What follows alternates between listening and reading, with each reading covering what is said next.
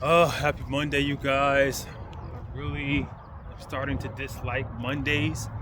Um, there was a time in my career where I didn't work as hard as I am working now. And now I kind of understand why people feel like Monday is the worst day of the week and why so many heart attacks happen on a Monday. So, yes, that's my little rant for today. Good morning. Let's get to this money. Let's get to this paper. Okay.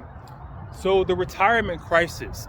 We're going to talk about the retirement crisis today, Social Security, and what you can learn, what we all can learn from these migrants. So essentially, I come on here and I talk about politics, I talk about relationships, I talk about a little bit of everything. But I really do enjoy talking about the economy to certain people or to some of you all because some of you all get it.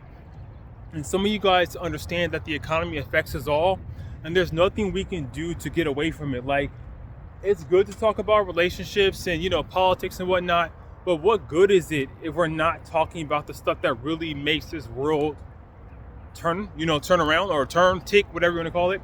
And that's money.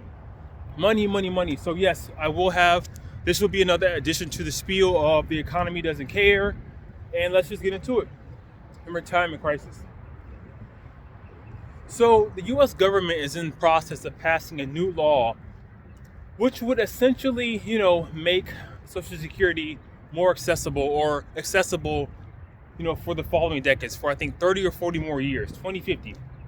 Because it's originally supposed to become insolvent by, I think, 2035. So yes, 2050, 2055, it's being pushed, it's being, just reinforced to be able to be available in 2050. Anyhow, the stipulation with that law is they're going to also increase the retirement age for full benefits from, I think it's like 67 to 69. And you have to know, like, if you're a young person watching this, you're probably like, I don't care about that. But you have to know that the average age of death here is 77 years old. So you're really not getting, you spend like your whole life paying into Social Security just to only get like maybe 6, 7, 8 years out of it. So it is a big deal. If you think about it, it is a big deal. And we all need to be concerned with this because there's a lot going on in America and it's just starting to feel wrong and awful at a certain point. And when I've had conversations with people about retirement before, many people about retirement, my mother, my father, my mother-in-law, people just seem to be unconcerned and like they don't care about it. And the thing about it is why? Like, this is like, you're not concerned with how much money you're going to have in the bank when you're not able to work anymore. Like, that's something that we all should be concerned about. See, yes, many people don't care. Many people are living day to day. They just don't care. They're not putting any money away for retirement, whether that's $1, $5, $10. Like, I think that we as American citizens, we need to stop being consumers to a certain extent. And it feels like that's all we're doing is just buying more and more stuff, like just lining the pockets of these corporations. And we should be really concerned about our years where we aren't able to work as much.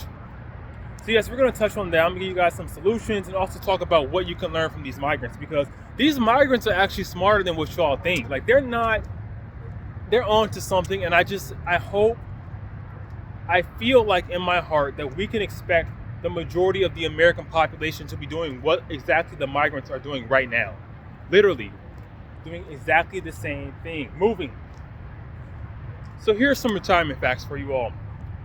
The average 401k, I cannot talk today, man. The average 401k balance for the average American citizen is $112,000 a year. That's nothing. Oh, you know what? Let me refrain. I'm tripping. It's $112,000 total, which is nothing when I think about it. I'm like, oh my gosh, a year? No, it's $112,000 total.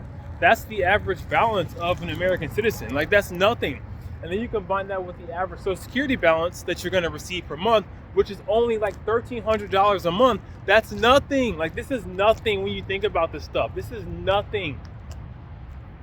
And like, me personally, I get scared. Like, I get terrified. Like, I tell my husband all the time, like, look, I know people say middle age is 40, but in my eyes, it's about like 35, right? because we talked about the average age of death.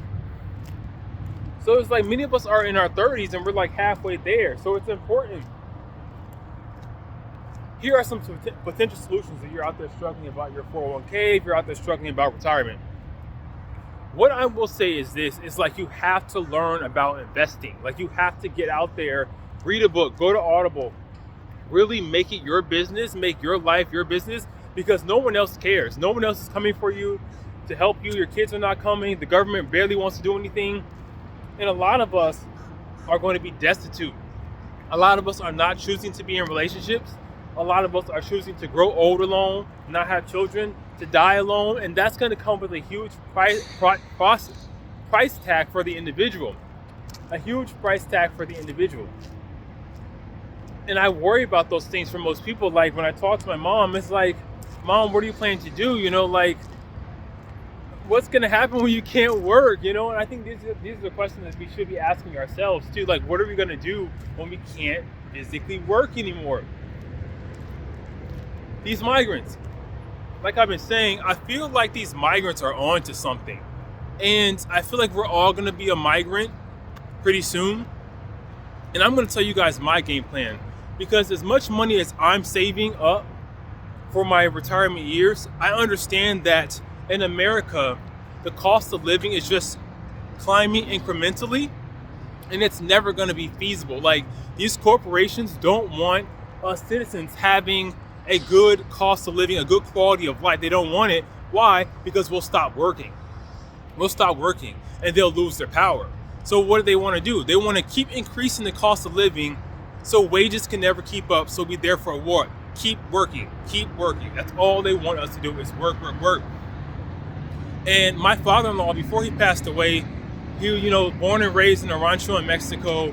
He did really well for himself. Came out of that, bought a nice house in Mexico, multiple properties, multiple assets. And this is the biggest, the greatest piece of advice he gave me. He said, Alfred, he was also talking to his son, which is my husband. You need to realize that America is for working. This is not a place to retire. As citizens, we look at America as in our own little bubble. We have a bubble mentality when it comes to America.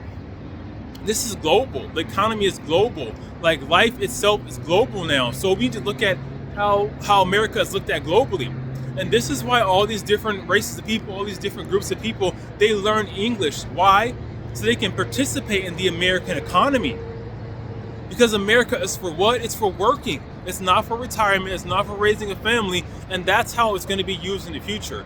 People are only going to come to this country for a short period of time, a season out of their lives, to work, to earn money. That is it. And they're going to retire elsewhere. For me, I'm planning to get out of here, man. I don't see a future here in this country. What I see is myself, me and my husband, us stacking assets here, us working as hard as we can and sending money back to Mexico to build a place there. So every time we travel to Mexico, which is quite often because his family's from Mexico, but we see American citizens on the plane more and more throughout the years. And what we're starting to see is a lot of black women, single black women, a lot of women in general, they're starting to up and leave America, and they're just searching for greener pastures elsewhere, and they're finding it, they're finding it. If you look at the average rent, let's say the average rent in America is $1,700. If you go to Mexico, you can get the same type of property for about maybe $800, $1,000, if not less than that, So that is the new American dream. It's making money in America and finding a way to send that money back to a different country where you can have a good quality of life, a decent cost of living. And that's what I'm going to do for my retirement. And that's what I suggest other people start doing too, is start to look globally. Get yourself a passport and get up out of this country. When you see different types of living, different lifestyles, you'll begin to realize that this is just one big scheme. This is for the birds. This is ghetto. Working all day is ghetto, bro. I'm not even trying to lie. And I don't mean to say working all day, but working and not having a living wage is ghetto. That's what I would say.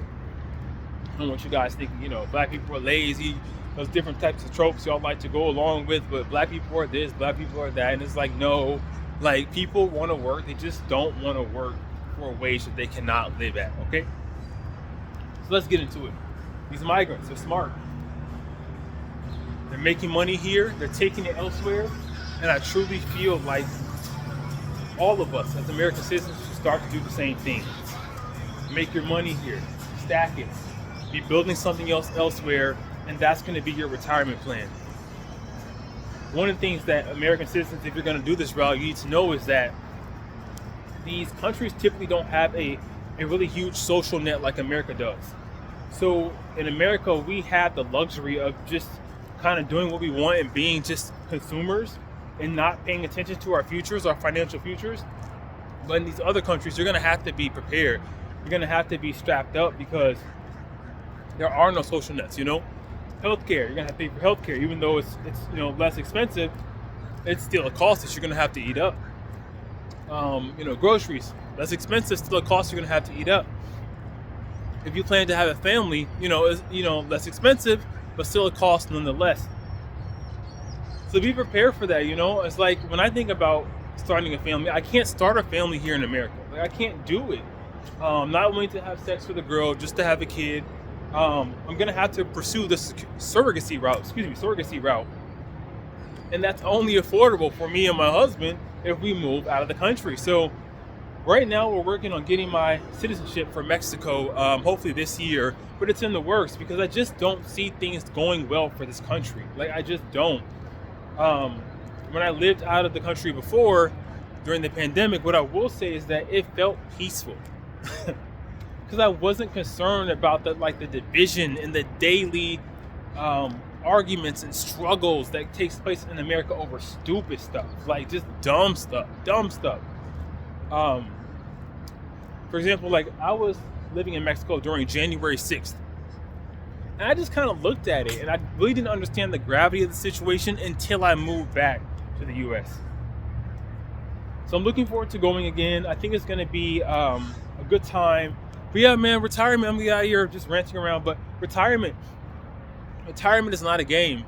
If you're in your 20s and your 30s, it's time to get serious about retirement. It's time to start looking at investments. It's time to start looking at assets, such as you can purchase a rental property.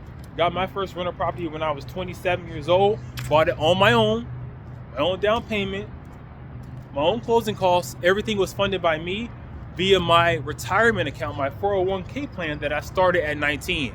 So you see how that works? Like, if you can start your 401k plan early and just keep rolling it over when you get a new job, that money snowballs. And before you know it, you have this huge, income you're sitting on top of, asset you're sitting on top of. And you can use that to fund your education, use that to fund,